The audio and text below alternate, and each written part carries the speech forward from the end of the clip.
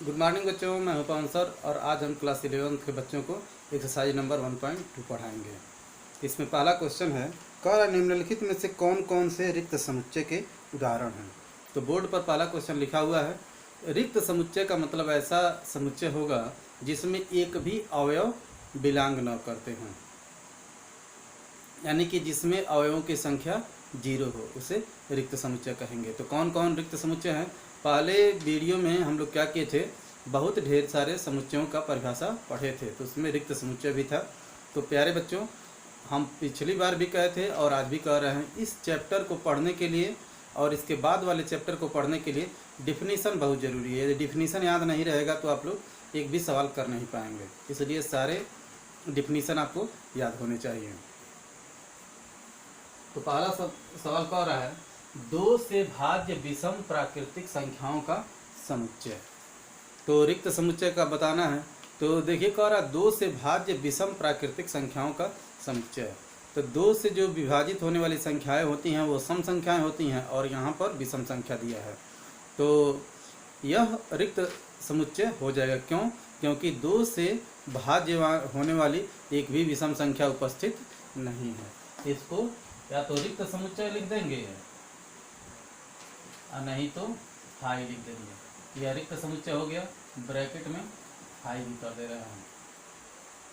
फिर कह रहा है सम अभाज्य संख्याओं का समुच्चय। सम अभाज्य संख्याओं का समुच्चय, क्या ऐसी कोई सम संख्या है जो अभाज्य भी है? तो क्लास 10th में पहला लेसन जब आप लोग पढ़ रहे होंगे तब यह जरूर बताया गया होगा और फिर छोटे क्लास में बताया गया होगा। 2 एक ऐसी संख्या है जो एक अभाज्य संख्या है। अभाज्य संख्या का डिफिनीशन क्या होता है? ऐसी संख्याएं जिनके 2 ही गुणनखंड होते हैं। 2 गुणनखंडों की संख्या 2 होती है। ऐसी संख्याएं जिनके गुणनखंडों की संख्या केवल 2 होती है। 2 मतलब एक तो असंख्या होगा और दूसरा गुणनखंड 1 होगा। तो 2 का भी यही है, 2 को लिखा जा सकता है 2 गुणे 1। एक तो 2 हो गया और एक हो गया, तब यह एक अभाज्य संख्या हो जाएगा। तो इसमें इस वाले में समुच्चय बनाया जाएगा तो यह 2 हो जाएगा। अब इसमें एक अवयव है इसलिए यह रिक्त समुच्चय नहीं होगा। तो दूसरा वाला पोर्शन जो है इम्पटी सेट नहीं है। फिर तीसरा कह रहा है, यक्स सच दैट यक्स एक प्राकृतिक संख्या है जो 5 से छोटा है और साथ ही साथ 7 से बड़ा है। ऐसा कोई एक प्राकृतिक संख्या होगा ही नहीं जो 5 से छोटा भी होगा और 7 से बड़ा भी होगा, यह संभव नहीं है। इसलिए यह तीसरा इसका रिक्त समुच्चय हो जाएगा। चौथा है, इसी में का चौथा कह रहा है, y सच दैट y किन्हीं 2 समांतर रेखाओं का उभयनिष्ठ बिंदु। तो प्यारे बच्चों, आप लोग जानते हैं समांतर रेखाएं ऐसी होती हैं जो एक दूसरे को कभी कट नहीं करती हैं, तो उनके बीच का कोई उभयनिष्ठ बिंदु होगा ही नहीं, इसलिए यह भी रिक्त समुच्चय है।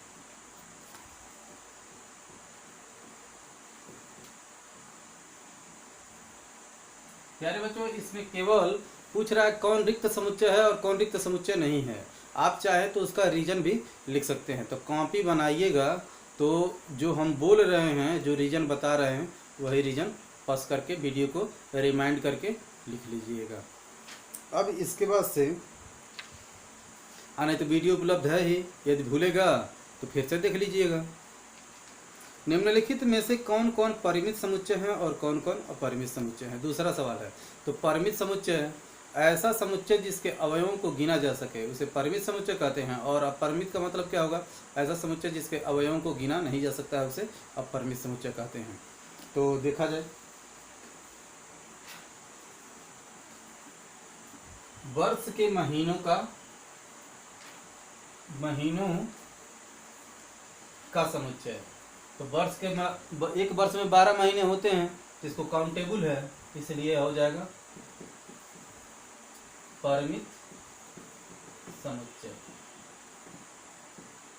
और दूसरा है 1 2 3 4 5 6 7 प्राकृतिक संख्याएं हैं। पता नहीं कितनी प्राकृतिक संख्याएं हैं, जितना जानते हैं उसमें 1 जोड़ेंगे अगला मिल जाएगा। फिर मान लीजिए कोई 1 जान रहे हैं, उसमें 1 जोड़िएगा अगला निकल जाएगा। इसलिए इनकी संख्या निश्चित नहीं है, यह अपरिमित समुच्चय हो जाएगा।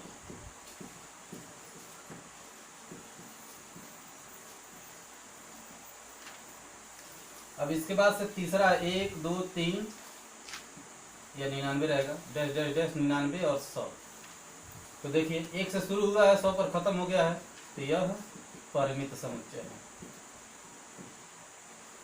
क्योंकि इसके जो एलिमेंट हैं वह काउंटेबल हैं।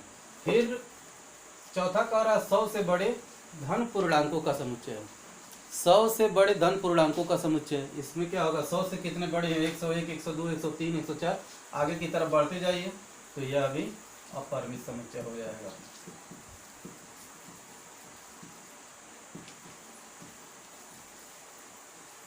फिर 99 से छोटे धन पूर्णांकों का समुच्चय, तो धन पूर्णांक कह दिया तो धन पूर्णांक कहाँ से शुरू होता है, 1 2 3 4 5 6 शुरू होता है, तो 99 से छोटे यानी कि 1 से लेकर के 98 तक यह काउंटेबल है, इसलिए यह परिमित समुच्चय हो जाएगा।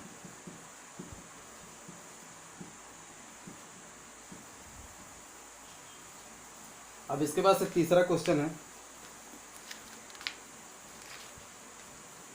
निम्नलिखित समुच्चयों में से प्रत्येक के लिए बताइए कि कौन परिमित है और कौन अपरिमित है। तीसरा भी यही है। फिर कह रहा है x अक्ष के समांतर रेखाओं का समीकरण, तो इस तरह से यह x अक्ष, यही x अक्ष है, तो समांतर रेखा पता नहीं कितनी होंगी, काउंटेबल नहीं है, बहुत महीन महीन रेखाएं बहुत महीन होती हैं, अनंत रेखाएं जाएंगी, तो इसलिए यह हो जाएगा अपरिमित समुच्चय। अंग्रेजी वर्णमाला के अक्षरों का समुच्चय, तो A to Z कितना होता है, 26 होते हैं, काउंटेबल है, इसलिए यह परिमित समुच्चय है।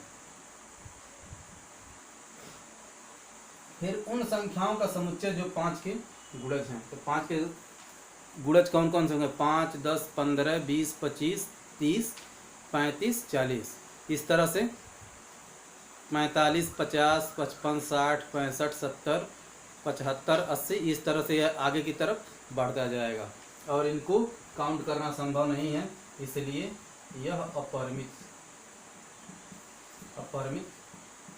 समुच्चय हो जाएगा।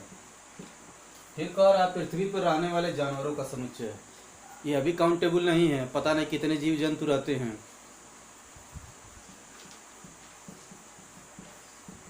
अपरिमित समुच्चय। फिर कह रहा मूल बिंदु से होकर के जाने वाले रेखाओं का समुच्चय, तो आप लोग जानते हैं मूल बिंदु x अक्ष और y अक्ष का कटान बिंदु होता है, और कक्षा 6 से ही पढ़ते हुए आ रहे हैं कि एक बिंदु से अनंत रेखाएं जा सकती हैं जिनको गिना नहीं जा सकता है, तो यह भी हो जाएगा अपरिमित समुच्चय।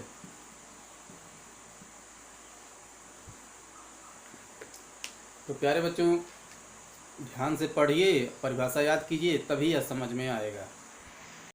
प्यारे बच्चों अब क्वेश्चन नंबर 4 है, निम्नलिखित में बतलाइए कि a बराबर b है कि नहीं है। समुच्चय a और b बराबर हैं कि नहीं है।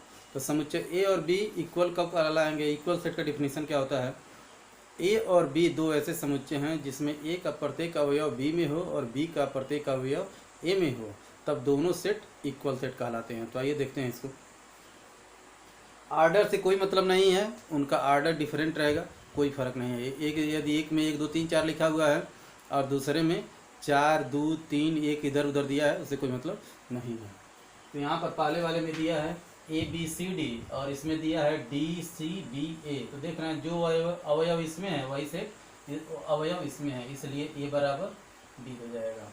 अब इसके बाद से A बराबर, दूसरे सवाल में दिया A बराबर 4 8 12 16, 2 4 8 12 16, और इसमें दिया है 4 8 16 18, इसमें 12 नहीं है और इसमें 18 नहीं है, इसलिए A और B आपस में बराबर नहीं है। कहने का मतलब यह है इसमें 4 8 12 इसमें भी है, इसमें पहले वाले में 4 8 12 16 है और इसमें 4 8 और 16 इससे सेम है, इसमें 12 है, इसमें 12 नहीं है, और बी वाले में 18 है, ए वाले में 18 नहीं है, इसलिए दोनों सेट इक्वल नहीं है।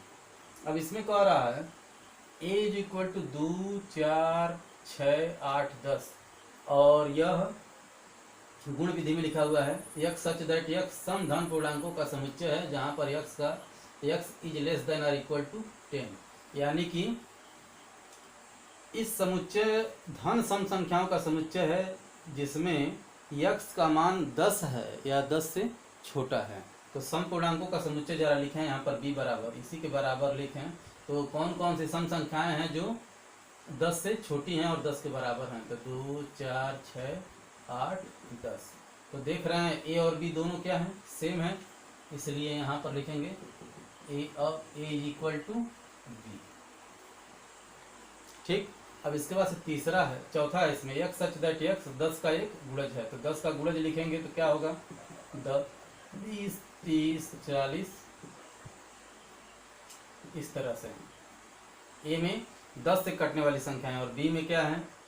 10 15 20 25। तो देखिए 15 यह वाला नंबर और यह वाला नंबर नहीं कटेगा, और इसी तरह से 5-5 के डिफरेंस पर जा रहा है। 10 से कटने का मतलब क्या है? 10-10 का डिफरेंस होना चाहिए, और यहाँ पर 5-5 का डिफरेंस है, इसलिए ए और बी आपस में इक्वल नहीं है।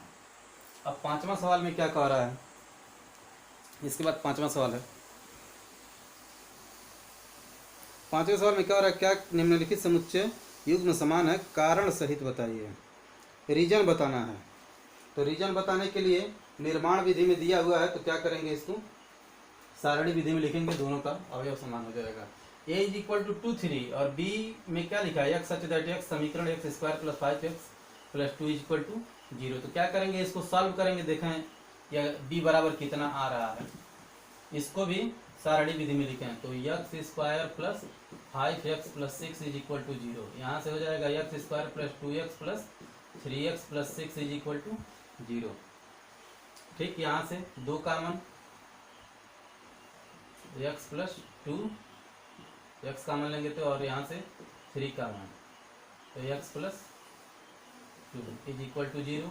x प्लस 2 और यह x plus 3 is equal to 0। यहाँ से आ जाएगा x इज इक्वल टू -2 और x इज इक्वल टू -3। तो b बराबर हो रहा है, तो b बराबर हो जाएगा -2 -3। तो देखें इसमें a इज इक्वल टू 2 3 है और b इक्वल टू -2 -3 आ रहा है, इसलिए a is not equal to b। क्या लिखेंगे रीजन में? a और b के अवयव समान नहीं हैं, इसलिए दोनों इक्वल नहीं हैं। यह आपको सॉल्व करना पड़ेगा, यहीं पर साइड में सॉल्व कर लेंगे। फिर कह रहा है a x such that x follow शब्द का एक अक्षर है। तो फालो के अक्षरों का समुच्चय लिखें। देखिए हम बराबर का पहले ही जब क्वेश्चन लिखे हैं तो बराबर लगा दिए हैं। तो यफ लिखें, ओ लिखें, यल 2 बार है तो 1 बार लिखेंगे, ओ लिख चुके हैं, और डब्ल्यू लिखें। और कह रहा है वाई सच दैट वाई उल्फ का एक अक्षर है, तो इसको लिखें डब्ल्यू ओ यल यफ। तो देख रहे हैं यफ भी दोनों में है, ओ भी दोनों में है, यल भी दोनों में है, डब्ल्यू भी दोनों में है, इसलिए ए इज इक्वल टू बी। कहेंगे ए और बी के अवयव समान हैं, इसलिए दोनों आपस में इक्वल हैं। अब छठवां क्या कह रहा है? छठवें में कह रहा है नीचे दिए गए समुच्चयों में से समान समुच्चयों का चयन कीजिए। कौन कौन से समुच्चय ऐसे हैं जिनके अवयव समान है? समान समुच्चय का चयन करना है। तो देखें 2 4 8 12, देखें क्या किसी में है? तो 2 4 8 12 यहाँ पर नहीं है, यहाँ पर भी नहीं है, यहाँ पर भी नहीं है, यहाँ पर भी नहीं है, यहाँ पर भी नहीं है, यहाँ पर भी नहीं है। तो यह ए वाला किसी के इक्वल नहीं है। बी में देखें 1 2 3 4, इसमें नहीं है, लेकिन देख रहे हैं 1 2 3 4, तो यहाँ से b is equal to d, यह पहला हो गया, यानी कि यह दोनों आपस में इक्वल हैं। इसको चेक कर लिए। अब देखें 4 8 12 14, यहाँ पर भी नहीं है, यहाँ पर भी नहीं है, यहाँ पर भी नहीं है, कहीं नहीं है, यानी कि सी किसी के इक्वल नहीं है। बी और डी आपस में चेक ही कर चुके हैं। ई का देखें, ई में -1 और 1 है, एफ में नहीं है, और यहाँ पर देखिए 1 और -1 है, तो दूसरा नंबर हो जाएगा E इज इक्वल टू जी। ई में -1 और 1 है और जी में 1 और -1 है, दोनों सेम है। उसके बाद से इसमें देखिए एफ में 0 1 है और यहाँ पर या तो इसके बराबर हो ही चुका है। अब इसको चेक करना है 0 1 या 0A है और या 0 1 है और कोई इक्वल नहीं है, यानी कि ए किसी की इक्वल नहीं है, सी किसी के इक्वल नहीं है और एफ किसी के इक्वल नहीं है और एच किसी के इक्वल नहीं है। तो प्यारे बच्चों, अगले वीडियो में हम लोग एक्सरसाइज नंबर 1.3 के लिए कुछ ज़रूरी डिफिनीसन को पढ़ेंगे। आई होप आप लोग वीडियो को बढ़िया से देख करके समझ करके सॉल्व कर रहे हैं। यदि आपको लोगों को किसी भी टॉपिक को समझने में दिक्कत हो रहा है तो कमेंट में बताइएगा, हम उसको सॉल्व करने का प्रयास करेंगे। Have a nice day.